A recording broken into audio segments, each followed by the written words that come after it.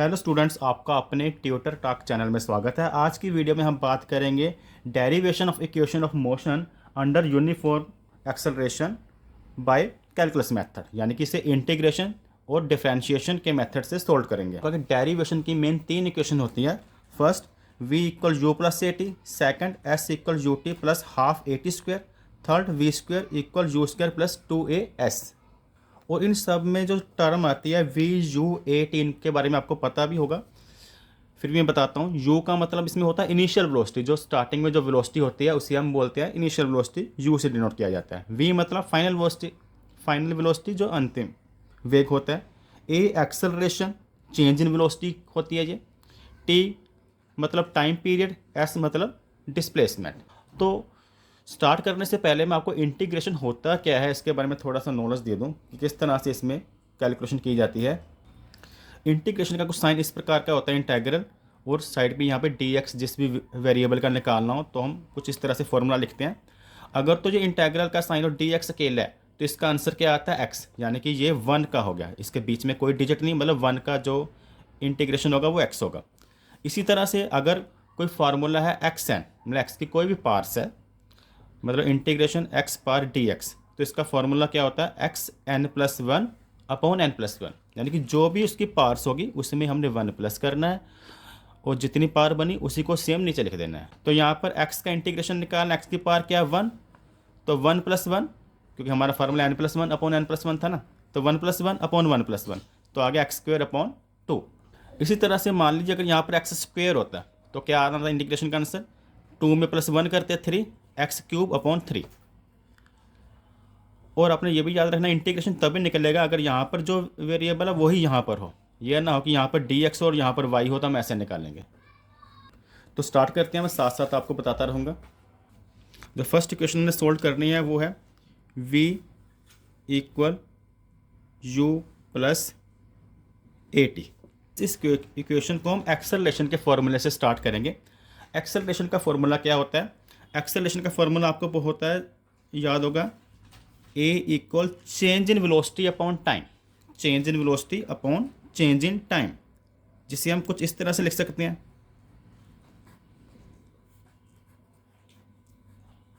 Change in velocity upon change in time. Delta का मतलब क्या होता है, जो चेंजेस होती है।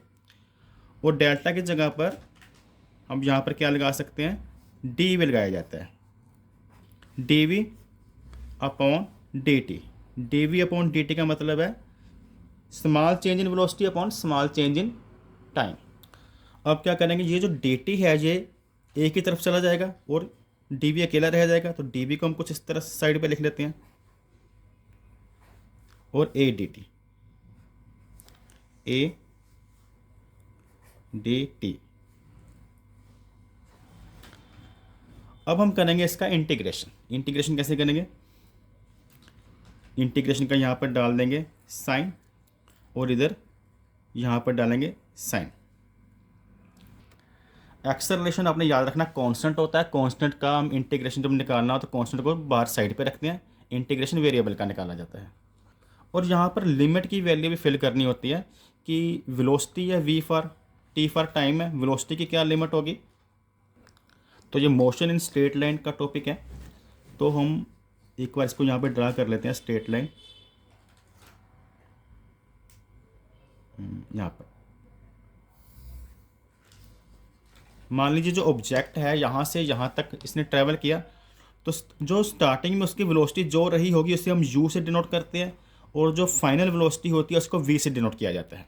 स्टार्टिंग में जो भी टाइम रहा होगा उसको हम 0 मानेंगे, और एंड में जो भी टाइम रहा होगा उसको हम t मानेंगे। तो इसको यहाँ पर लिख लेते हैं, यानी कि जो वेलोसिटी है वह उसकी रेंज क्या है, u से v, और टाइमिंग क्या होगा 0 से t। अब हमने निकाला इंटीग्रेशन, तो इस साइन और डी वी के बीच में कोई नंबर नहीं है तो इंटीग्रेशन क्या आएगा, v आएगा।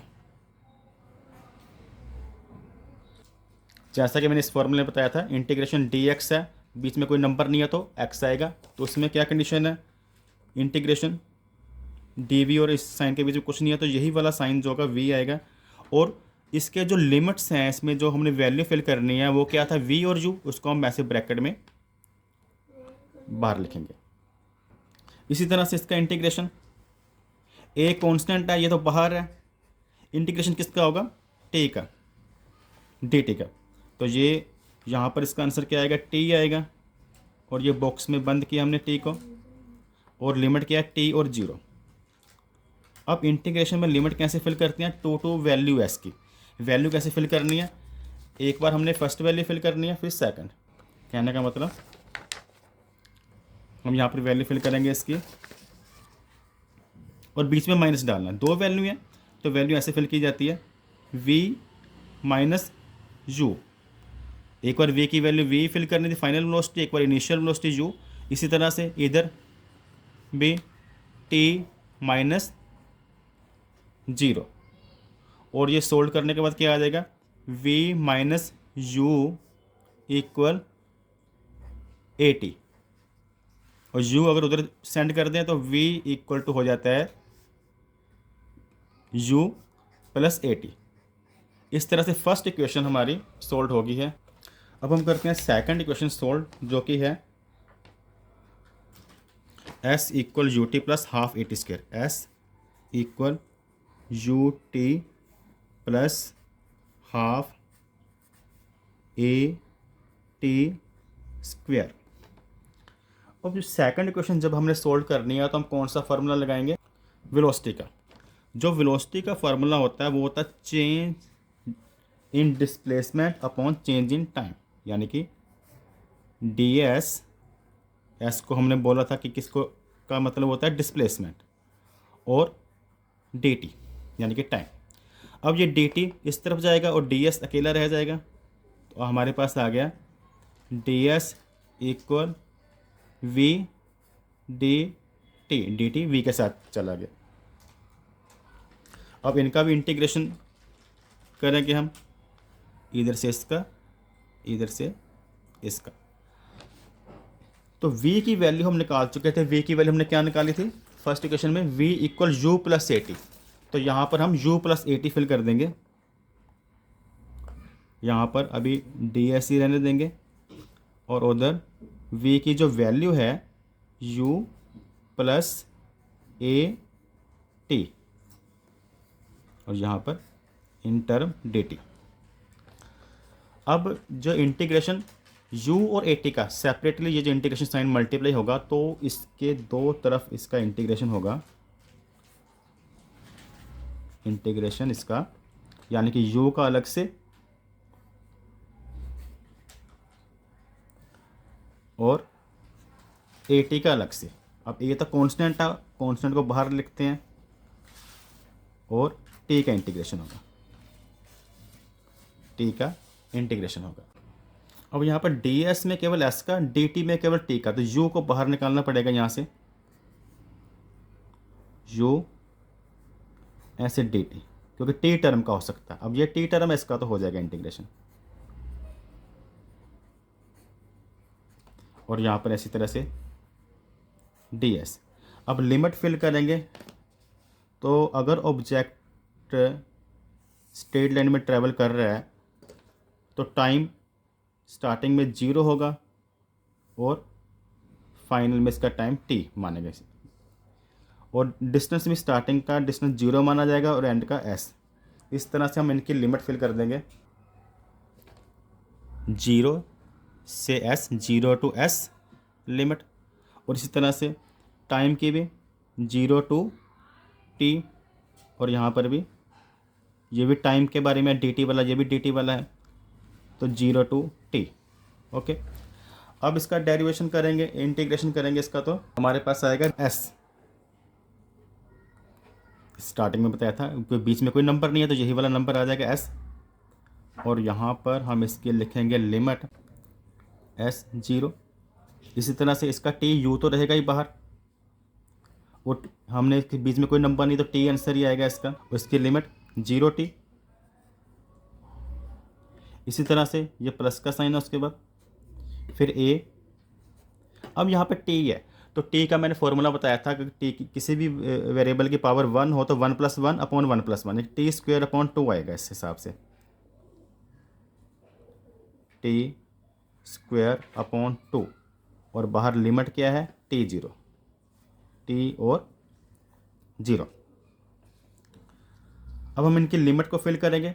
आपको पता लिमिट कैसे फिल करते हैं, s माइनस 0, पहले s में s ही फिल होगा, फिर s में 0, बीच में माइनस डालनी है, s माइनस 0, दोनों लिमिट इक्वल, u का तो u ही रहेगा, और यहाँ पर भी t माइनस 0 क्योंकि t और 0 लिमिट है। उसके बाद यहाँ पर a, अब यहाँ पर ध्यान से यहाँ पर पहले t फिल करेंगे तो t स्क्वायर अपॉन 2, फिर माइनस 0 फिल की जाएगी, ये 0 लिमिट यहाँ पर t की जगह पे 0 स्क्वायर अपॉन 2, और बाहर लिमिट लिखेंगे, हाँ लिमिट फिल होगी हमारी। अब आगे कैलकुलेशन करते हैं तो यहाँ पर क्या बचेगा s, यहाँ पर 0 का तो कोई मीनिंग नहीं है तो u और t बचा, और यहाँ पर भी ये 0 वाला पोर्शन कैंसिल हो जाएगा, ये कैंसिल हो गया, क्या बचा at square upon 2, at square upon 2। इस तरह से ये सेकंड इक्वेशन हमारी प्रूव हो चुकी है, जो कि है s equal U T plus ये अपॉन 2 है, यहाँ पर लिख लेंगे 1/2 at स्क्वायर। अब हम थर्ड इक्वेशन सोल्व करेंगे, जो कि है v square equal you square plus 2as, you square plus 2as। अब ये वाली इक्वेशन की हमने स्टार्टिंग कैसे करनी है, a इक्वल एक्सेलेरेशन के फॉर्मूले से करेंगे, a equal v dv upon ds। ये आपने याद रखना है किस स्टेप से स्टार्ट करनी है। ये स्टेप कैसे बना वो भी मैं आपको बताता हूँ।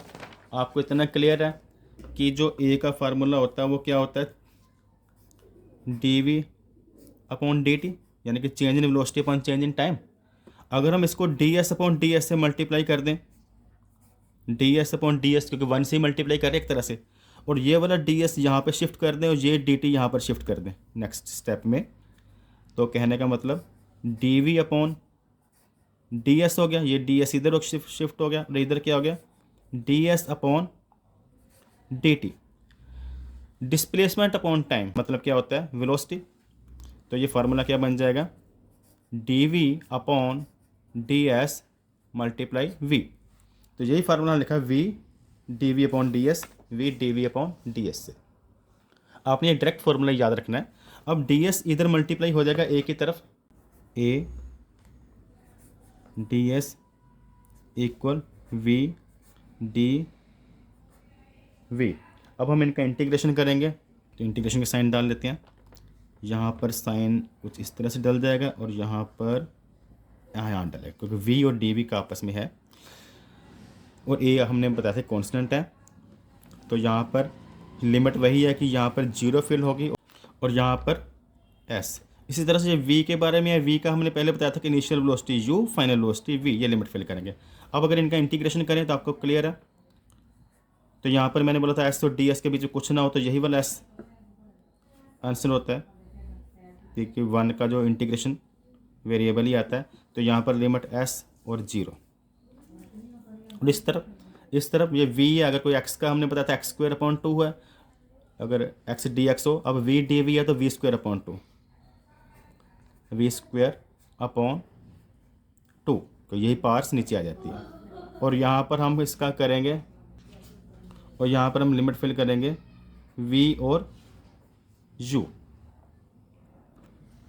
और इस तरह से अगर लिमिट जल्दी से फिल कर दे तो हमारे पास क्या आ जाता है a s माइनस 0, ये लिमिट, और उस तरफ v फिल करेंगे u फिल करेंगे, यानी कि v square minus u square, और 2 दोनों का एलसीएम है तो कॉमन 2 लिख लेते हैं इसको, और ये 2 जब इधर मल्टीप्लाई होगा यहाँ पर as आ गया, और यहाँ पर है v square minus u square upon 2, और 2 इधर मल्टीप्लाई हो जाएगा, 2as equal v square minus u square. तो ये इस तरह से हमारी, तो u स्क्वायर इधर आकर प्लस का बना लेते हैं, माइनस का u, तो आ जाएगा v स्क्वायर, ये यहाँ लिख लिया, u इधर जाकर u स्क्वायर प्लस 2as। तो ये हमारी थर्ड इक्वेशन प्रूव होगी। अगर आपको ये वीडियो पसंद आई हो तो इसे लाइक करना ना भूलें। Thanks for watching.